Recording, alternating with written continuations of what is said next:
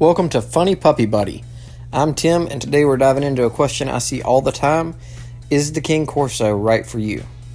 Or maybe a better way to ask the question is, would I recommend the breed to someone looking for a dog? Let's get into it.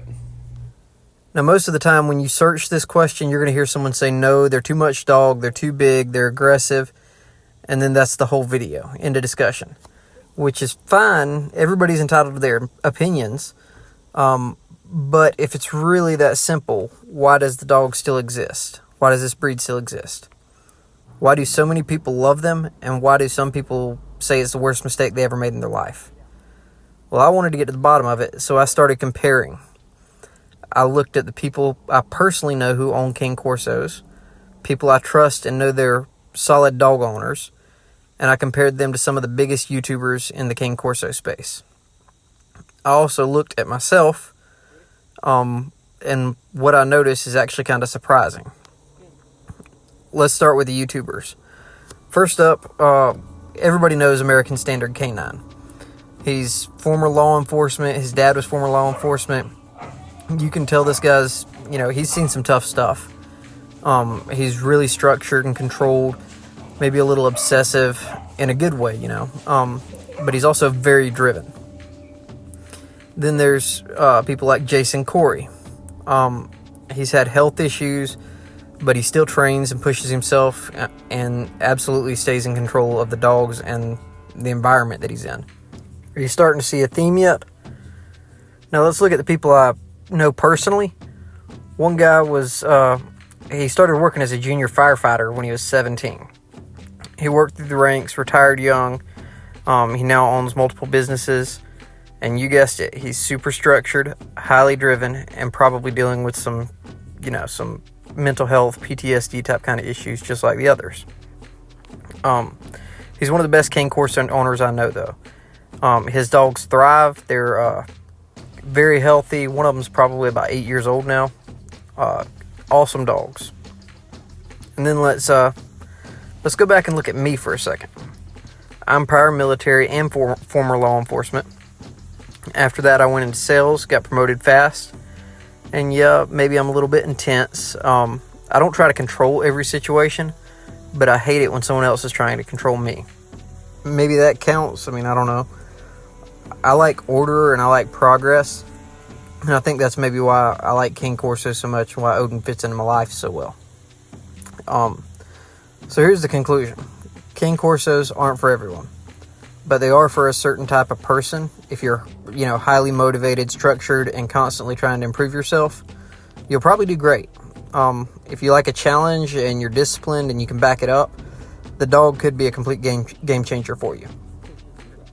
But if you're the kind of person who's comfortable where you're at, doesn't like change, or doesn't want to lead a dog with confidence, I would not recommend this breed to you. They'll walk all over you, or worse, they'll become anxious and reactive. Not because they're bad dogs, but because they need strong leadership and consistency. These are not your average chill, everything will work itself out kind of people. They're driven, structured, and maybe even a little obsessive in a good way, and that might be the secret. King Corsos don't work for everyone, and that's because they're not designed to. They're working dogs, guardian dogs. They were bred to follow confident, structured leadership. Not someone that just wings it with training or hopes it'll all just work out someday. So the question, is the King Corso right for you? And this is my honest opinion. It depends. If you're the kind of person who's always trying to improve and takes ownership and who can be consistent and structured, yeah, you'll probably do good with the King Corso. But if you're the type of person just coasting through life, doesn't like confrontation, avoids discipline, this breed will probably eat your lunch. Not literally, but it'll run the house if you don't. At the end of the day, it's not about whether the King Corso is a good or bad dog. It's about whether or not it's the right match for you. And in my experience, the dogs are amazing if the person behind the leash is ready to lead. Now here's something that everybody talks about, but they're actually right on this one. King Corsos aren't just big attitude, they're big dogs. They're physically strong, like seriously strong. even if you've got one that's calm and obedient 99% of the time, you're still going to need to be able to control a 100, 110, 120 plus pound muscle, basically. And when that 1% that isn't calm or obedient kicks in, whether it's excitement, distraction, another dog that they're reacting to, you have to be able to control them. You don't have to be a bodybuilder, but you need the strength, coordination, and confidence to physically manage and control them if it comes down to it. And don't forget about time. These dogs need exercise every single day. I'm not talking about letting them out in the backyard. I mean walks, structured play, training sessions, and something that gets them mentally stimulated. If you slack off, they get bored, they get anxious, and eventually they could get destructive. I had a couch. I left my dog at home one day, and unfortunately the couch lost its life due to the dog. Bottom line is, the Cane Corso is a working breed with working breed needs. Breed needs. Wow, that's hard to say. They don't just want a job, they need a job. If your schedule is already packed and you're hoping for a low maintenance companion, I promise you this is not the breed for you. If you got value out of this, drop a like and tell me in the comments how your experience with Cane Corsos went. And of course, if you want to see more honest dog content from real owners, hit the subscribe button. And until next time, I'm Tim, and this is Funny Puppy Buddy.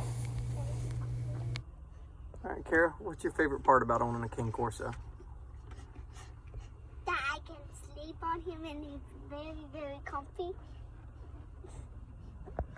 Zane, what's your favorite? My favorite part about owning a Cane Corso is how sweet he is, how much fun he is to play with him. Oh, those are both pretty good reasons.